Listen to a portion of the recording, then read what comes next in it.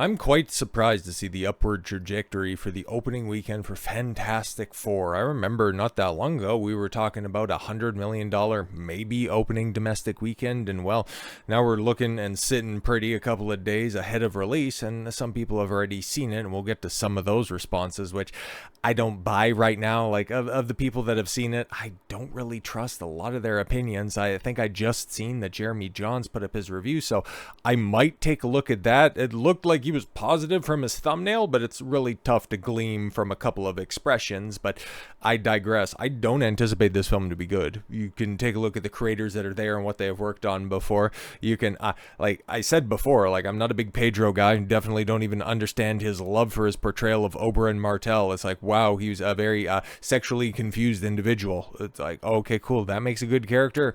It's kind of like how we have heroic characteristics as opposed to heroic personalities in today's day and age. You're just kind of saying that somebody's a good character because they take a brave acting choices. Well, for Pedro to play somebody who's bisexual, I don't really think that that's much acting going on, but moving right along, he's still going to put in probably a serviceable job. I don't know much about Vanessa Kirby, but people talk highly about her. I'm not quite sold on the Thing's voice. And Johnny Storm, he just kind of bugs me full stop. So yeah, wasting Galactus and Silver Surfer in your first Fantastic Four movie where they ostensibly have to fail at the end of it.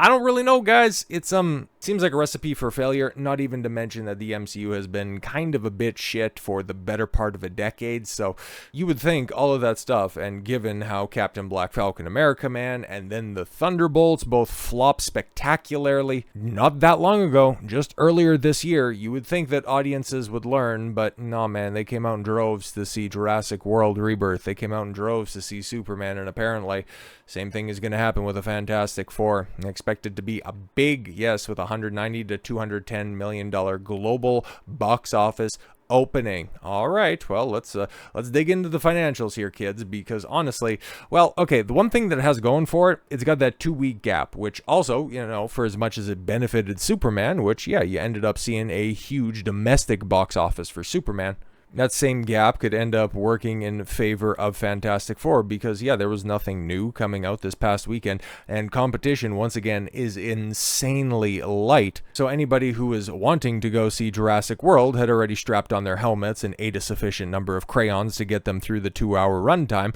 and they aren't likely to go back because they can just flip through a coloring book of dinosaurs if they're so inclined. And as for Superman, people have made up their mind one way or another, and they're more engaged with the online banter for the film as opposed to actually supporting the product. And now they're really getting into the whole Marvel swing of things by getting excited for next product instead of focusing on current product. They're just out there to defend James Gunn and all of his decisions as opposed to going, well, that wasn't a very good movie. Shut up, Zack Snyder simp. I don't like that guy. You just hate fun. No, I just hate your brand of fun, which involves an orgy at a family reunion. But more smelling salts at the box office this weekend, which will come to wake up audiences from superhero fatigue. Interesting how Deadline wants to run with this now.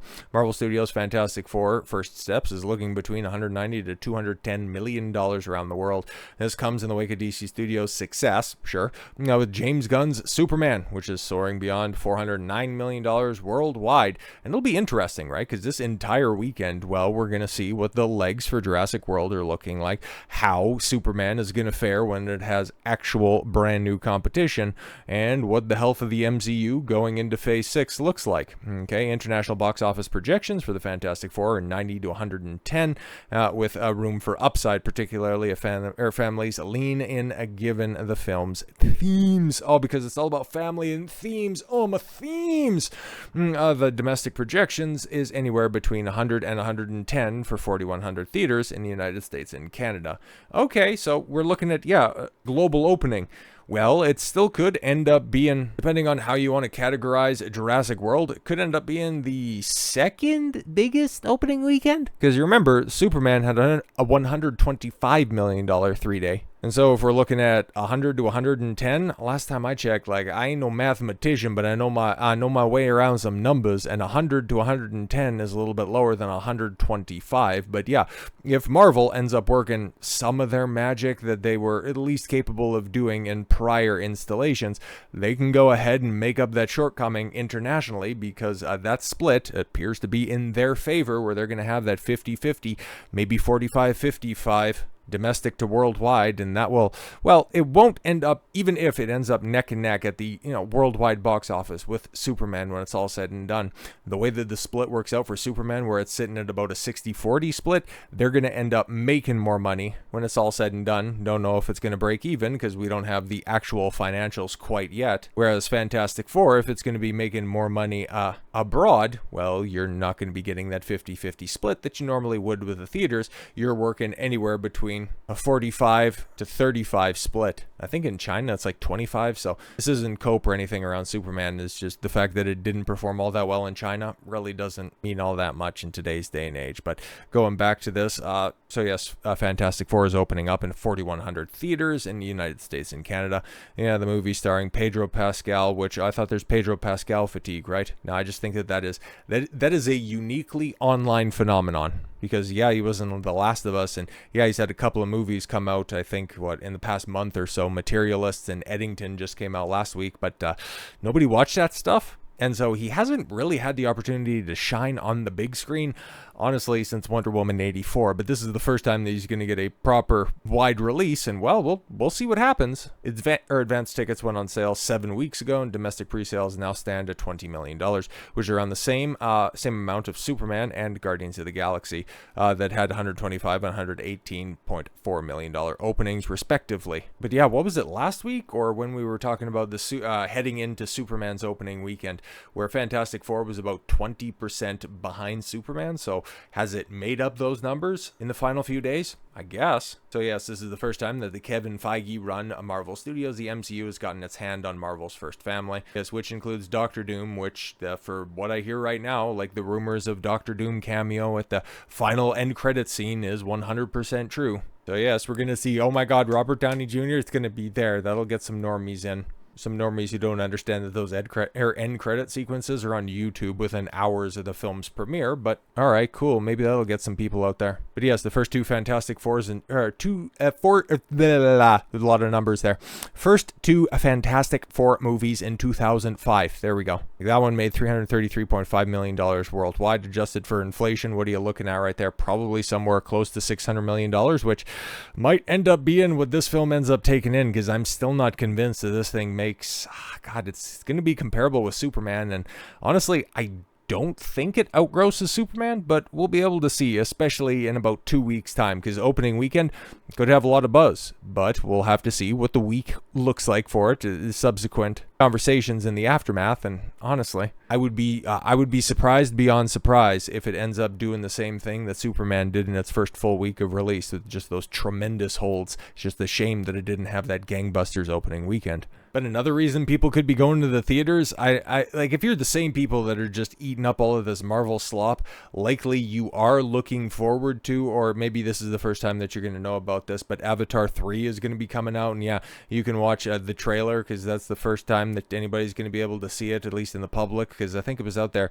What did they have earlier this year? I think that was at CinemaCon when the trailer first got screened to the theaters and all that stuff. But yeah, it's going to be played ahead of Fantastic Four, kind of like how the Odyssey trailer was played right ahead of Superman in a couple of weeks ago. So Marvel acting like a reactionary to DC, which, if you've been following this stuff for long enough, is kind of funny to see how the turntables have turned tables. But it'll be interesting to see how much chatter there is about the Avatar trailer around the same time that we're looking at Fantastic Four's second weekend of box office drop, because it's just like those Avatar films, make a lot of money and nobody talks about them days later. I'll be interested to see what the response on this will be. Some early responses that are out there. I know Gary Nerdrotics seen the movie, I think Monday night or something like that. I think that's where he ended up getting slotted in, and so far from what I've heard, he hasn't given that much of a detailed review on it. I think he snarkily tweeted out that this is the best Marvel film of 2025, which it's a tremendously low bar, so okay. It's just, do we think that it is this much better than the other Fantastic Four movies, which